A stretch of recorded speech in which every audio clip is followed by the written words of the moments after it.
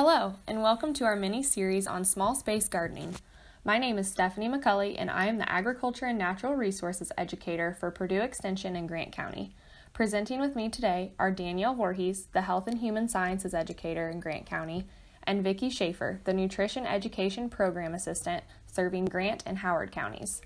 During this series, we will talk about how to plan and prepare for your garden when space is a limiting factor. We will also cover how to prepare vegetables and use them in recipes. When planning your garden, there are many factors to consider. How much time are you wanting and willing to spend on the garden? How much are you willing to invest from a monetary standpoint? Do you have a small yard or only a back porch to work with? Over the next few slides, I will address these questions and how to work through your garden plan.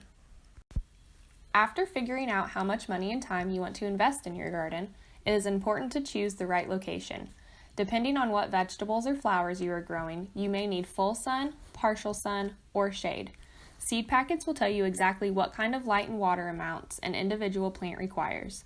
Do your research on the kind of light and water sources you have before choosing seeds so you know that the vegetable or flower variety you plant will thrive in its environment. After finding the perfect location for your garden, it's time to start ordering seeds. But before you start picking seeds, it's time to decide the purpose of your garden. Do you want to preserve, or are you planning to pick a fresh tomato for a BLT sandwich? Thinking about your purpose and goals for your garden will help you select the right seeds. Some vegetable seeds are bred to be better for preservation, so make sure you know what your end goal is when purchasing seeds.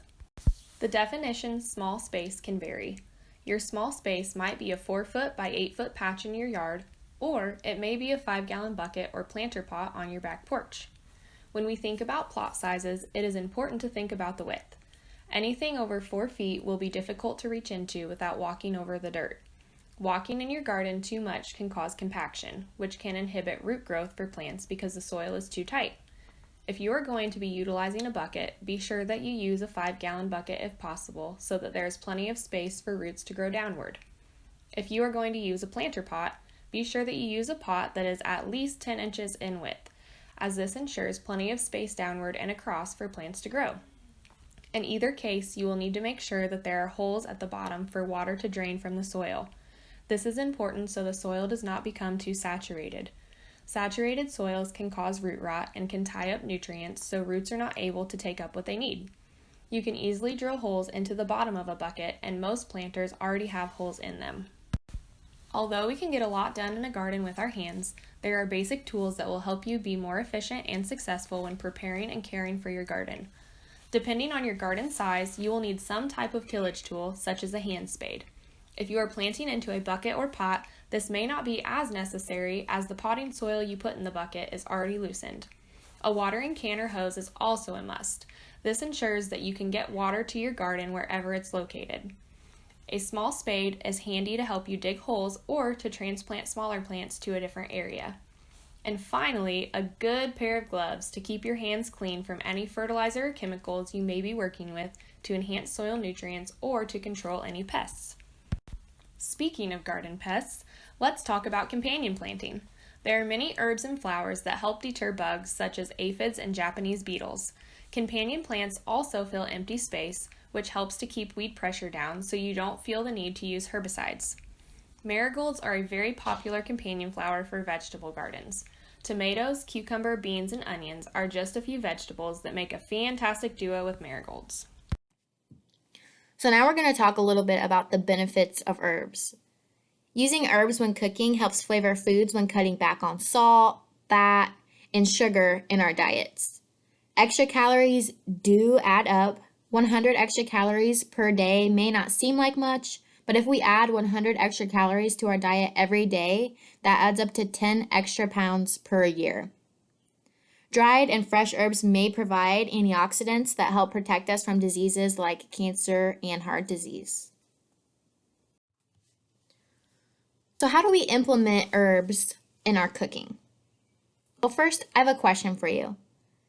Do you know the best time of day to pick fresh herbs? Right. Picking them in the morning is best, after the dew has dried but before the sun gets hot.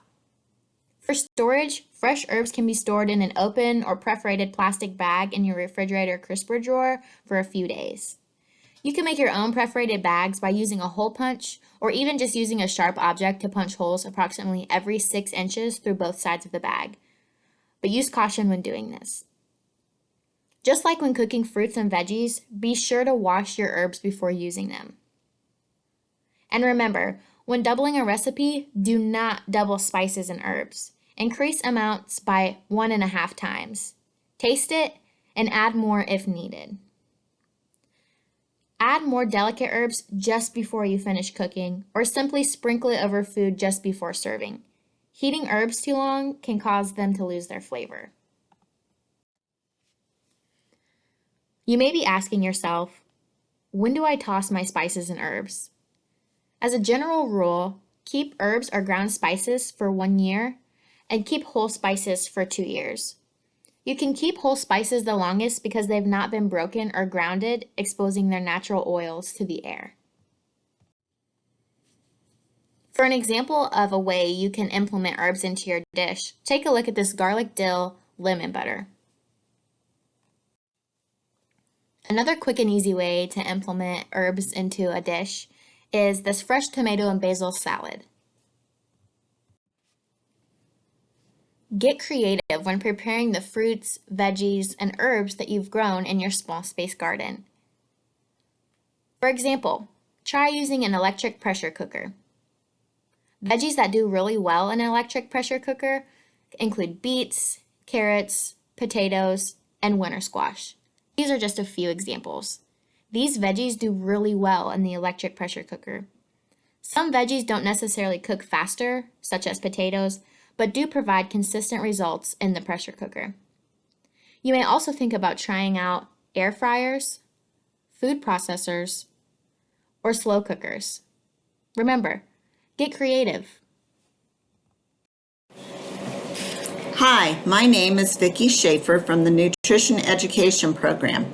As Stephanie and Danielle stated, you need to think about what recipes you want to make before planting.